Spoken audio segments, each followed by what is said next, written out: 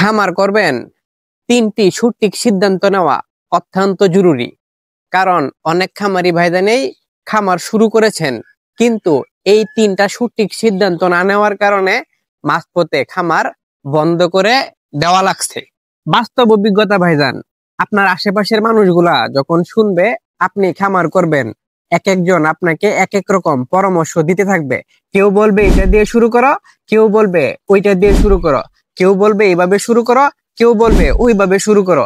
এই যে শত শত পরামর্শ, শত শত কথা, এই সব কথার ভিতরেই সঠিক যে তিনটা কার্যকর সিদ্ধান্ত আছে, এই সিদ্ধান্ত গুলাতেই এলোমেলো হয়ে যায়। যেই জন্য খামার শুরু করার পরে অনেক খামারি ভাইজানেরাই খামার ধরে রাখতে পারে না, কিংবা খামারে ভালো কিছু করতে পারে না। যেই ভাইজানেরা নতুন করে খামার শুরু করতে চাচ্ছেন, আপনাদের জন্য ভিডিওটা অত্যন্ত কার্যকারী। তাই ভিডিওটা শেয়ার করে দিবেন, যাতে খামারি ভাইজানেরা সঠিক সিদ্ধান্ত গ্রহণ করে খামার শুরু করতে পারে। এক নাম্বার সিদ্ধান্ত যেটা নিতে হবে, খামার শুরু করতে হলে আপনার নিজস্ব কিছু জমি থাকতে হবে। সেই জমিতে কাঁচা ঘাস করতে হবে। গরু পালনের প্রথম হাতিয়ার হলো কাঁচা ঘাস। এটা গরু পালনের প্রথম হাতিয়ার বললে ভুল হবে। গরুর খামারের প্রথম লাভের অংশটাই আপনাকে দেখাবে, লাভের মুখটাই দেখাবে কাঁচা ঘাস। যদি আপনার জমি থাকে তাহলে সেই জমিতে কাঁচা ঘাস যদি করতে পারেন, তাহলে আপনি প্রথম অবস্থা থেকেই লাভের মুখটা দেখতে পারবেন। অনেক খামারি ভাইজানেরা দানাদারের উপর নির্ভর করে খামার করে থাকেন, সেই ক্ষেত্রে লাভটা যখন আহামরি খুঁজে পাওয়া যায় না, সেই ক্ষেত্রে খামার বন্ধ করে দেওয়ার মতো অবস্থা হয়। নিজের জমিতে কাঁচা ঘাস থাকলে এই সমস্যাটা হয় না বললেই চলে। যদি নিজের জমি না থাকে তাহলে কি আপনি খামার করবেন না? বিষয়টা এরকম না। যদি নিজের জমি একদমই না থাকে, তাহলে জমি লিজে নিয়ে হইলেও কাঁচা ঘাসটা করতে হবে। আমি গরিব মানুষ, আমি নিজেও জমি লিজে নিয়ে কাঁচা ঘাস করে থাকি। 2 নাম্বার যে সিদ্ধান্তটা নিতে হবে, এই সিদ্ধান্তের ক্ষেত্রেই অনেক খামারি ভাইজানেরা ভুল করে থাকেন। সঠিক জাতের গরু নির্বাচন করতে হবে। সঠিক জাত কোনটা, আপনার এলাকা ভিত্তিক কোন জাতের গরু পালনটা আপনার এলাকার জন্য প্রযোজ্য, আপনি যে অবস্থায় থাকেন, আপনি যে অঞ্চলে থাকেন, সেই অঞ্চলে কোন জাতের গরুর চাহিদা বেশি, এই বিষয়টা খেয়াল করে আপনাকে খামারে গরু উঠাইতে হবে। অনেক সময় এরকম হয়, কিছু কিছু এলাকা, আমি যেহেতু বিভিন্ন এলাকাতে ঘুরে বেড়াই, সেই অনুপাতে আমি দেখেছি এলাকায় গরুর মাংসের চাহিদা বেশি, দুধের চাহিদা কম। সেইখানে যদি আপনি দুগ্ধবতী গাভী পালেন, তাহলে খামারে বেশি দিন টিকা কঠিন হয়ে যাবে।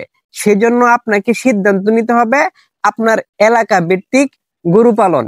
আর এইখানেই অনেকেই ফর্মুলাটা না ধরতে পেরে উন্নত মানের বড় বড় গরু কিনে নিয়ে আসেন, শেষ পর্যায়ে দেখা যায় খামারে লস গুনতে হয়। প্রিয় ভাইজানেরা, এই দিক থেকে আপনাদের ব্যাপকভাবে সাবধানতা অবলম্বন করতে হবে। যেরকম বাস্তব উদাহরণ আমাকে দিয়ে দিচ্ছি, আমার এই গরুগুলা যদি আপনারা খেয়াল করেন, এইগুলা দেখে নিঃসন্দেহেই অনেকে আমাকে খামারি বলবে না। কে আমাকে খামারি বললো, কে আমাকে বললো না, লোক দেখানো খামার আমি করতেছি না। আমার এলাকা ভিত্তিক যে গরু পালনে আমার সবচেয়ে বেশি বেনিফিট হয়, আমার সবচেয়ে বেশি লাভ হয়, আমি এইভাবেই গরু পালনটা করতেছি। গরু পালনের 3 নাম্বার সঠিক সিদ্ধান্ত। 3 নাম্বার সঠিক সিদ্ধান্ত তো একদমই বেশিরভাগ খামারি ভাইজানেই গ্রহণ করেন না।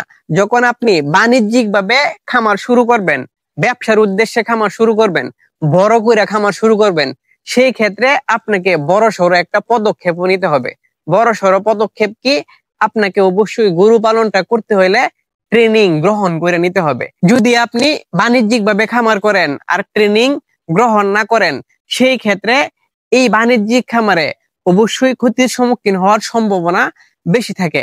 ট্রেনিং গুলা আপনি কোথা থেকে নিবেন? অনেক খামারি ভাইজানেরাই আমাকে জিজ্ঞেস করেন, ভাইজান যুব উন্নয়ন প্রতিষ্ঠান গরু পালনের উপরে ট্রেনিং প্রদান করে থাকে, আপনারা সরাসরি যুব উন্নয়ন অফিসে যোগাযোগ করতে পারেন, কিংবা বিভিন্ন বেসরকারি প্রতিষ্ঠান আছে গরু পালনের উপরে ট্রেনিং প্রোভাইড করে থাকে, আপনারা চাইলে এইখানেও ট্রেনিং গ্রহণ করে নিতে পারেন। আমি আমার বাস্তব অভিজ্ঞতা এবং আমার জ্ঞান থেকে আমি আল্লাহর রহমতে এটা বলতে পারি, আপনারা যদি এই 3টা সিদ্ধান্ত, সঠিক সিদ্ধান্ত গ্রহণ করে খামার শুরু করেন, নিশ্চিত আপনারা খামারে ভালো কিছু করতে পারবেন। প্রিয় ভাইজানেরা, এরকম গুরুত্বপূর্ণ ভিডিও পেতে কাউকেয়ার গরুর যত্ন ইউটিউব চ্যানেল এবং ফেসবুক পেজ ফলো দিয়ে সাথে থাকবেন।